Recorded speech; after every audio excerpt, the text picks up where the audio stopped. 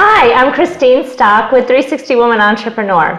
And I think as women, we all get to that point in our life that we stop living our purpose and what drives us and what we're excited about, and then life gets so crazy and out of balance. And then we find ourselves going down roads and paths that we did not ever want to go down. And today in studio, I am joined by an expert of that area. As far as I'm concerned, she has her master's degree in life of dealing with that kind of stuff. So join me to welcome Deb Obermeyer. Hi, Deb. Hi. Thank you so much for joining me. My pleasure. My pleasure. Like I was telling them, I really feel like you're an expert in this area of life because you've been through so many seasons of life where you've gotten off track of what your heart yearned for. Yes. Would you mind sharing with us a little bit about what happens to us when we get off track and how important it is to get back on, and maybe any tips that you have to tell us what to do? Because sometimes we need to be reminded. It's been a journey. It's been a journey. So many times you come across people in your life that you see them that they, went to school, got married, had a career, have done the same thing for the last 40 years. They retire, they're all settled, and then you think, wow, my life's been a roller coaster. It's never been that way. But at the same time, I've changed careers time and time again. I tend to, after about 10 years in something, I just think maybe there's something else that I want to do. I've always made the move. I've always made a step up when I did it.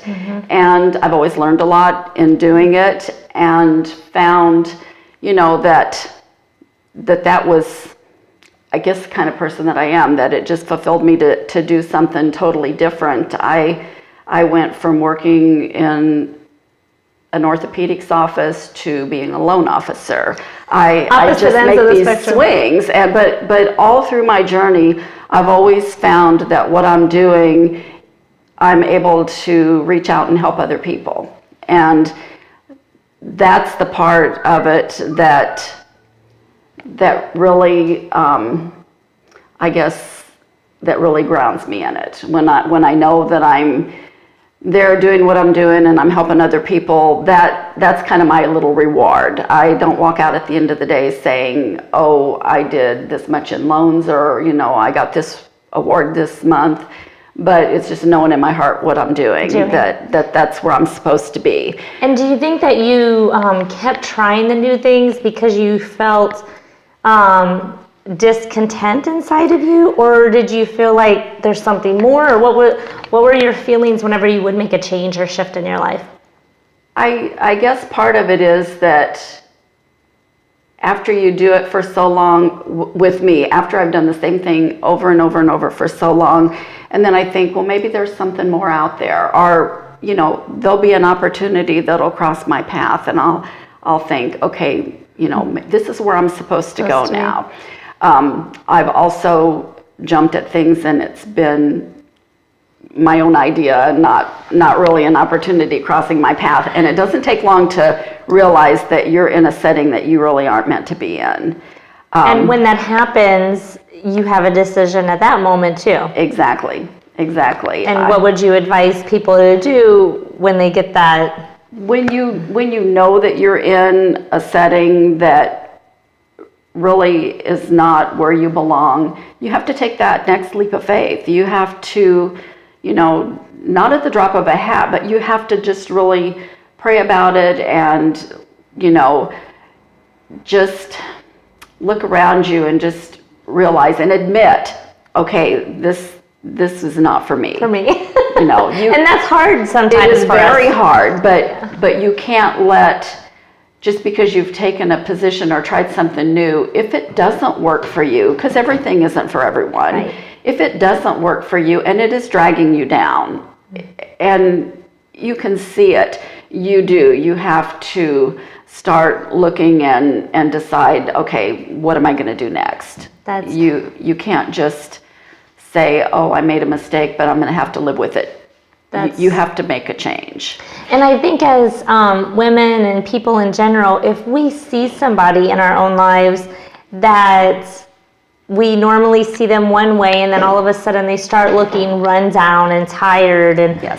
I think it's our obligation to say something, to maybe like help plant that seed in their mind, being like, yeah, they're right. Absolutely, because there's times that you feel like you're in it alone, and you're doubting your own decisions, and you're thinking, okay, maybe I just need to ride this out. Maybe it is.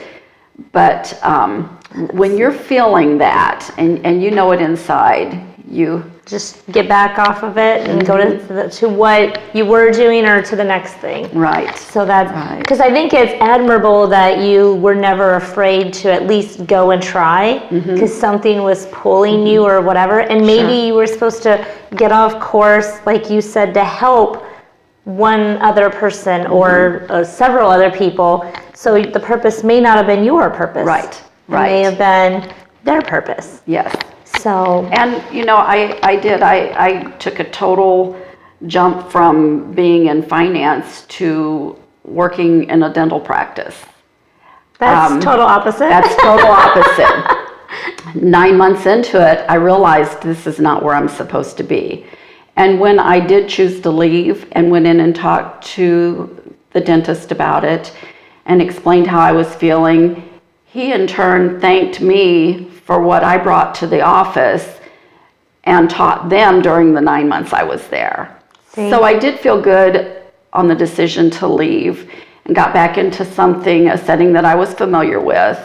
And everything worked out for the best. But if you just go into it honestly, just, speak from your heart, tell them what's going on and make those decisions.